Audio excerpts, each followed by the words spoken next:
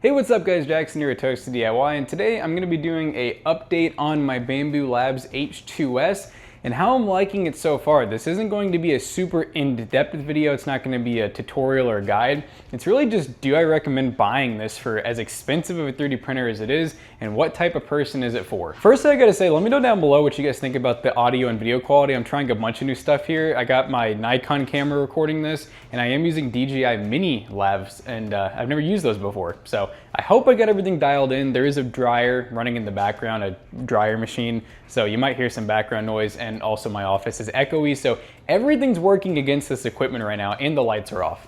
So let me know down below if it actually looks and sounds good. But the Bambu Labs H2S, I've had for, I'm gonna say probably 8 months now, give or take. I missed the initial launch of it. I just couldn't buy it. I should have bought it when it was on back order when they first came out with it, but I missed that. So then I really wanted to buy it through Best Buy because I had some Best Buy cash credit, and I wanna say that I could get it a lot quicker. Best Buy had like next day delivery, so I waited and waited, and I think it took like 2 months of waiting, and finally it came in stock and I bought it. So it showed up pretty quick, and I will say putting it together is not too bad. It will take you probably about an hour to set up, I would say. And obviously I did get the AMS2 version. So this is the AMS2 Pro. I honestly don't know the major differences between the AMS and the AMS2 and all that. I had the Bambu Labs P1S. I loved that printer. I had no AMS on that, so just single filament. I only ran black PETG through it. And then I also had the Bambu Labs X1C Carbon, and that one I did have the AMS on. I guess it was the AMS1, AMS1 Pro, and it looked really similar to this. I never really had any issues with that printer. I never had to like take apart the AMS or anything for jams. So both of those printers get a thumbs up for me. I liked both of them. I felt like the X1C was a little expensive, but to be fair, I also feel like the H2S is a little expensive. So I think at the time of filming, I paid $15.99 for this printer. So $1,600, give or take. That's a lot for a 3D printer. Now you can get the H2S with no multi-filament for around $1249.99. You're gonna get one spool of filament that you can use, so anytime you wanna change colors or materials, you're gonna have to swap out the side here. Now, one thing I did with mine is I obviously got the Pro AMS combo, and I do have a splitter here to where I can put my single roll of filament on one side and my AMS on the other. That doesn't mean you get access to all 5 filaments at once. You get access to these 4 or the filament on the side. You actually have to manually change them, which is a little annoying. I kind of thought that this little Bambu Labs adapter would make it to where it could, like, I don't know, somehow work, but it doesn't. You actually do have to make sure you manually pull back this filament until you can see that it's not in the printer anymore. If you have, let's say, your external spool still in the print head, when it tries to feed the AMS filament, it's gonna hit and it'll tell you. It'll be like, hey, there's still filament loaded. Goober, and it'll just tell you to basically unload that. No big deal. The only problems I've had with the AMS so far is I have had a couple times where I've had some brittle filament, which I finally threw away. I had some really old filament. It was probably like 5+ years old, so really not the printer's fault, but it just kept breaking off inside the AMS. And when it breaks inside the AMS, especially if it's in multiple pieces, you do have to kind of take this thing apart. But I will say, I made a short on this, short on Toasted DIY on how to fix it. Once you learn how to do it, it's really not that bad. It'll maybe take you like 10 minutes to fix it, but it is annoying nonetheless. So just make sure you got decent filament that's not breaking off constantly. And then as far as the printer goes, the main reason that I bought this printer, even though I already had the X1C and the P1S, is the X1C and the P1S are both limited to about 10 inches cubed for the printing. This printer gives you an extra little over 3 inches. So you get about, I think it's 13.4 to 13.6 inches cubed. So when I say cubed, I mean height by width by length. So that's pretty nice being able to print things that are over a foot, because I will say there's a surprising amount of things that are a little over a foot that you want to print, or around a foot. So for a lot of the things I was making, the 10-inch print bed just wasn't quite enough. So I was having to print things in multiple pieces and then glue them together. And for some things that were like car applications, for example, I really didn't want to do that. Now, is that worth $1,600 for most people? No, obviously not. But I will say, I do actually make and sell some of my 3D prints on places like eBay. They're mostly originals, you know, they're things that I've come up with for cars, like old cars mainly, that are just kind of quality of life things, like a cup holder for a 280Z, or you know, just certain things like that, to where I know that there's not really a huge market for them, but it's a niche, and I want people to be able to get those parts without spending hundreds of dollars on like OEM off-the-shelf parts or NOS. So that's one of the main reasons why I like having the large printer and the large print bed. I will say this printer does have some really cool quality of life things. For one, it has a LiDAR built in, so it literally has like a camera with AI technology that can tell whenever something's off with the print.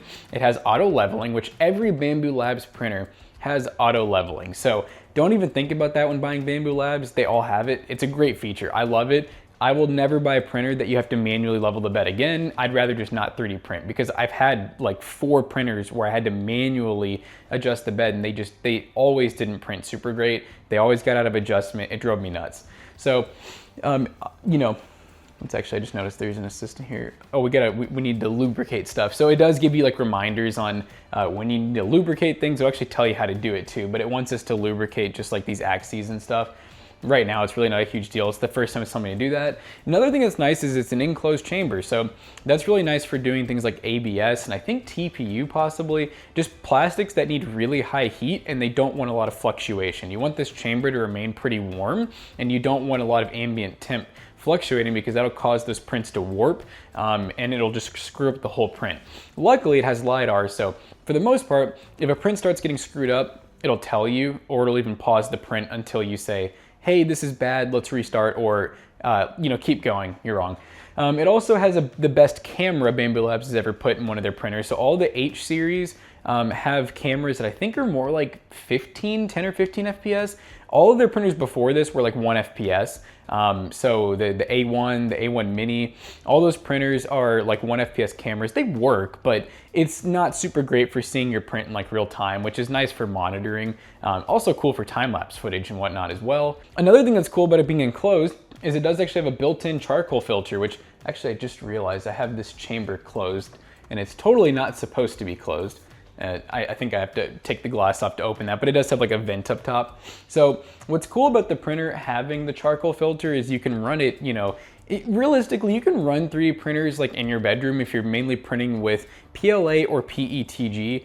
But even then, you know, those are pretty organic plastics, but at the end of the day, you're still burning stuff. You're still burning a plastic of sorts. So, you know, every little bit of thing that you can have helps. They do have filters that you can change out. There's actually another company, I can't think of the name, but they're really popular. They make a really cool drop-in filter for these that are supposed to be like HEPA grade, like they filter out everything. Supposedly the ones that come with Bambu Labs are okay. Like they'll filter out really harmful stuff, but they're not filtering out everything. But the printer just has a lot of really good quality of life things, is the way I would put it. And I would say this is for someone who either A, has a lot of money and really likes hobbies. If you're not gonna be selling stuff that you print, it's just one of those things where I wouldn't recommend this printer for anybody that's just wanting to get into it for fun.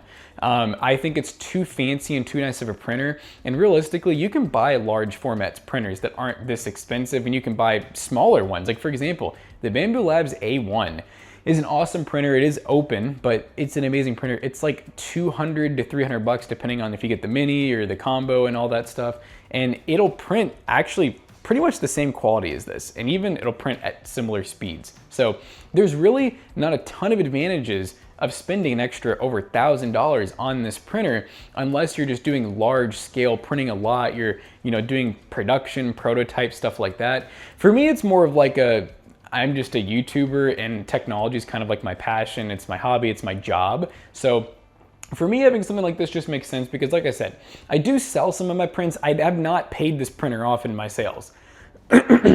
I've maybe made like a few $100 off this printer selling stuff. It's not much, and even then, I don't know if that includes the filament cost or not. I haven't been keeping track. It's more of just I like printing parts that people can't get to kind of help people out, because some older people don't know how to work these printers. They don't know how to make their own custom car parts. So that's where a younger guy like me can come in and kind of help someone get something for not super expensive if they don't need OEM quality. One thing I just realized is I think the vent's like automatic. It literally says don't place anything on top. I'm just used to it being open, but right now it's closed, and I thought maybe I closed it, but I think it opens and closes on its own. I don't know, pretty cool. Like I said, there's a lot of technology on this printer that I have not even fully utilized. I'm a hobbyist user, not a professional user. And I'm pretty, I would say, amateur when it comes to 3D printing. I can make my own prints, but I just use Tinkercad normally. I'm not even using a professional grade software like AutoCAD or anything. I just use an online free one. And a lot of what I print, if it's pre-made, I'm just downloading straight from Thingiverse or straight from the Bambu Labs app, which that does bring me to one other good point. This printer, in terms of its Wi-Fi, and its app is amazing. I know some people don't love the app and the printer in general because they say Bambu Labs kind of is locked down. They're almost kind of like the Ferrari of the printer world, where they don't really seem to love users modifying their printers, and like they're not open source. So that's kind of a sore topic for some people. I personally don't care because I'm not doing any level of tinkering. I want a printer that just works. I just want to be able to print to it and have the least amount of errors and problems as possible. And this printer does a pretty good job at that. It also has the Bambu Handy app on your phone, which is a great app. I really do love using it. You can print straight from your phone. You can print from your desktop. It's all web-based too. Well, it's an app, but it's online based. So once you log into your account, you can print from anywhere in the world, and you can watch your print happening. You can stop your print. You can even modify colors and stuff, even from the app. But if you actually do the app on a desktop, you could actually do a lot with that. You can actually fully modify the print. You can even add and take away stuff like parts. You can change filament colors, because with AMS, you can do multicolor, multi-filament printing. So it's pretty solid. The app environment, the Wi-Fi is good. The built-in like firmware updating is good. Their little Bambu Assistant's pretty good. I haven't had a ton of issues, and I think we've had 6 Bambu Lab printers total now in the last like 2 years. I will say our A1, I did have to replace a circuit. I had to replace the motherboard actually, but they sent it, and I think it might have been free. Because the old one just crapped out for whatever reason. It was having all kinds of problems, and it was constantly like failing prints. So that's really the biggest problem I've ever had with anything Bambu Labs. And since then it's been fixed. We still run it at the office probably a few times a week. So overall, I really do like the Bambu Labs products. I like this printer a lot. Like I said, I would never recommend this printer for someone who's just buying a printer like for their first time. If you've already had a couple of the cheaper printers, so let's just say the A1 Mini or the full-size A1, or just like another brand, Creality Ender 3, just buy yourself a budget printer first. That's the best thing you can do for yourself. But get a decent one. Get one that has built-in auto leveling. Get one maybe that has a built-in camera. Like get one that has some quality of life features in the $200 to $400 range.